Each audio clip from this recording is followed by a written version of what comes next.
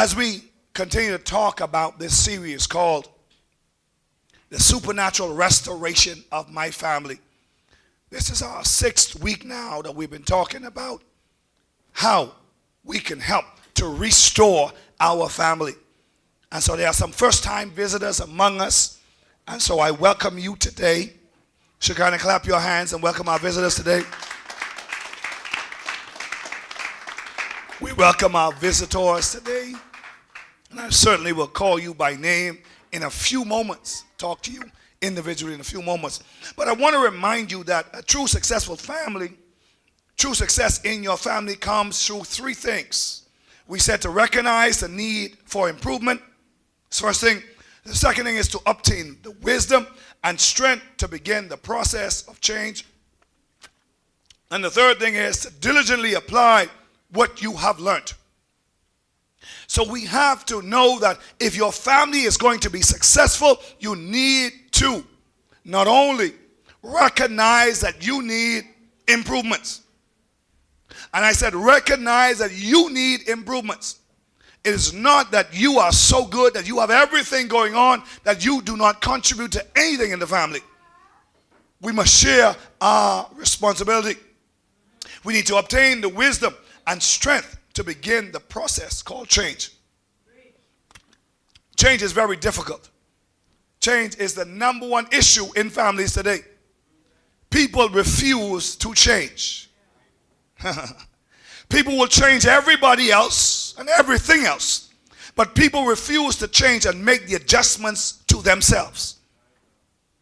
So we said now we need to diligently apply that which you have learned. The breakdown of the family is the single greatest contributor to the deterioration in our nation today. The single greatest contributor is the breakdown of the family. The things that go on inside of our home ultimately affects the things that go on in the nation. The nation will not heal itself. Gone are the days when we believe that more police cars and bigger prison cells and more police on the streets will heal the situation. It will not heal the problem. It has to be fixed from the inside of the home. And so, because today is Father's Day, I will share some principles that are universal. That fathers can use as well as mothers. Is that okay, Crystal? Crystal says that's okay. Good.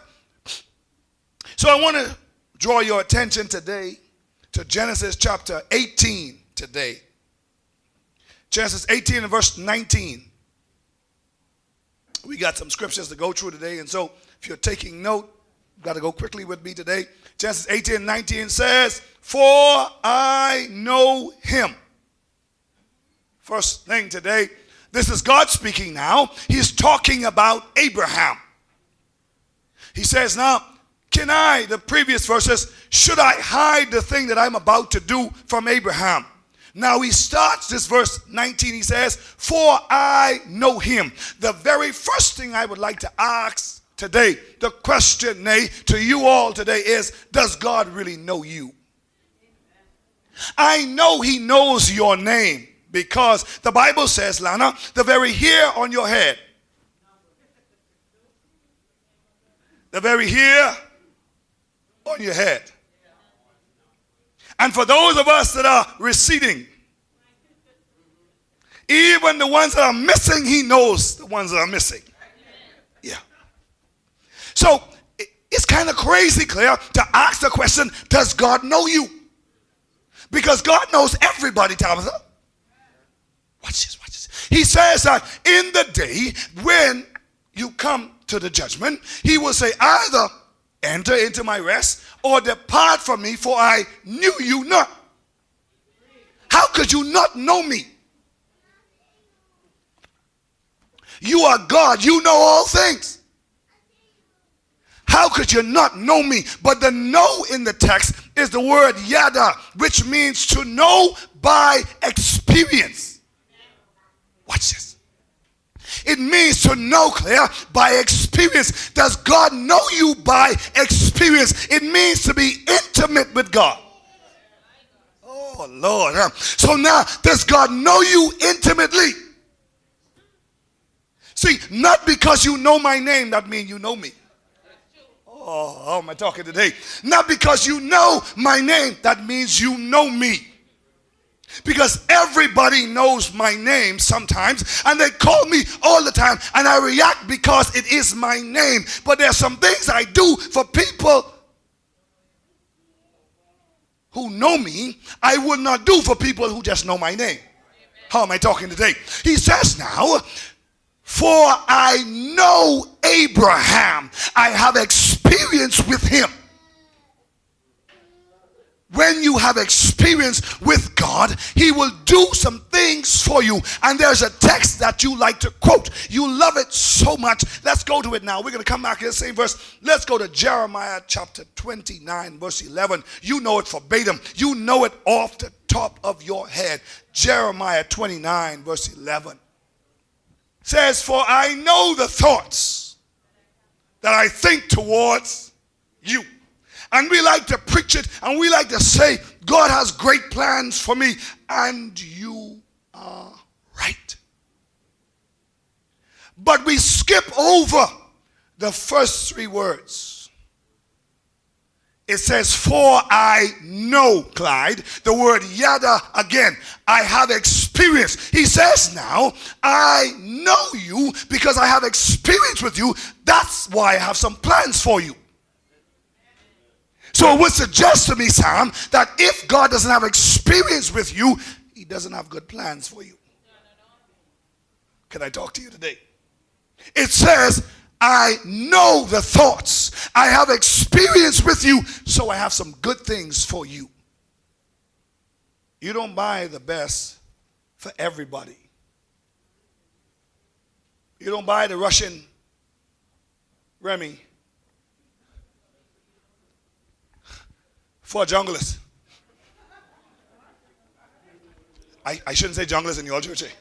Yeah, sorry. You don't buy the very best. They have no appreciation for it, Claire. I'm just saying. Just saying. I don't know, but I'm just saying.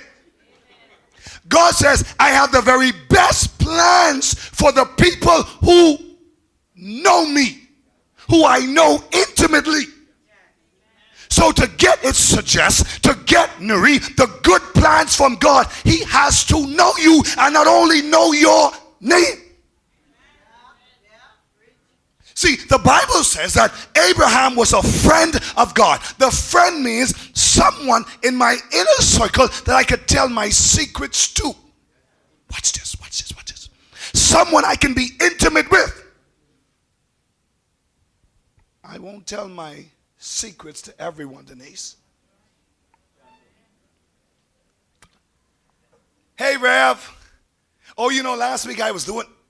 No. I can't tell you my intimate secrets because I don't really know you.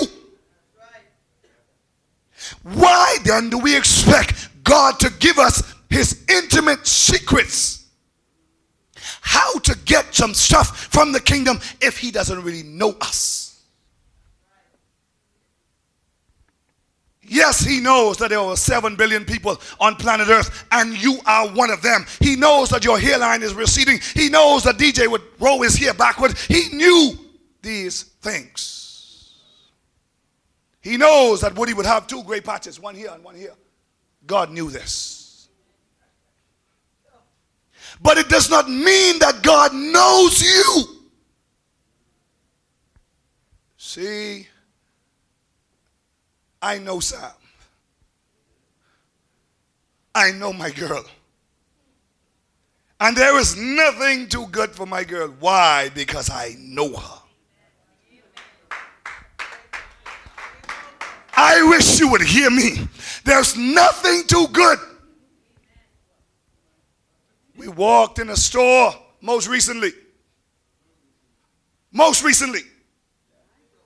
Pick up a dress. I look at it from the window. They say it's an expensive place. Walk in, I say, let's go have a look. I said, which one you like? She said, this one right here. Why is she looking? I checking out. Put it in a bag. Walk by the door. I waiting to go now. She says, Honey, you ready? Yeah, you ready. The lady walk up to her and give her a bag. She say, honey, this for me? Yeah, because I know you.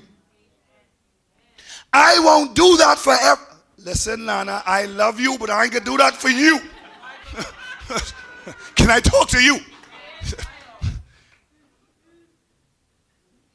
Joanna, Pastor, love you, baby. But I ain't gonna see no dress in the window and say, hey, look, no, that ain't gonna happen.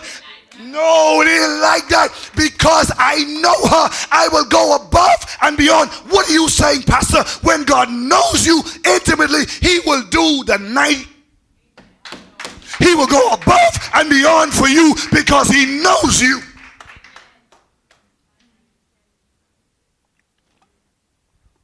Remember, chairs, sometimes you want to go to a place where everybody knows your name. No. The right person can know me, and 1,500 other people can just know my name, and that one person who knows me, doors will swing open for me because they know me. So he says, Genesis chapter 18, verse 19, it says, for I know Abraham. The question you should ask yourself today, does God really know me? When was the last time you spent quality time with God? When was the last time you shut off the television? When was the last time you came off of Facebook? I want to give you a testimony today. I came off of Facebook this week, don't you? Came off. I haven't been on Facebook for Monday. And I don't intend to go for another couple of weeks, really. Just came off. Like that, that's hard to believe. Like, I came off. And the reason I came off is because it became a distraction. I still believe I hear from God. I still think I'm hearing from God. But I can hear more if I'm less distracted. When was the last time you gave up something to really know God? Oh, Jesus. Yeah. When was the last time you gave up that girlfriend connection to know God? When was the last time you took some time out to know God? The word yada means to know by experience. Watch what God says now. Jeremiah chapter 1, verse 5. Watch what God says. Watch what God says. Jeremiah 1, 5. Bring it up on the screen. Any day now. He says, before I formed thee in the belly. Come on, man. It's the same word, yada. It means I have experience with you. I had a connection with you. Now, here's the thing I found, Tonya, is that God knew us before we got to our mother's womb, but we have been distracted. He says, before I formed you in the belly, I knew you. So now, he had relationship with us, but when we came out of our mother's belly, we got distracted with the cares of life. People who seek to take our attention away from God. Your greatest relationship on this earth should be yours and God's. You should spend more time trying to please God than please anybody else in this world. I'm sorry if that offends some of you, but you should please God more than you please man.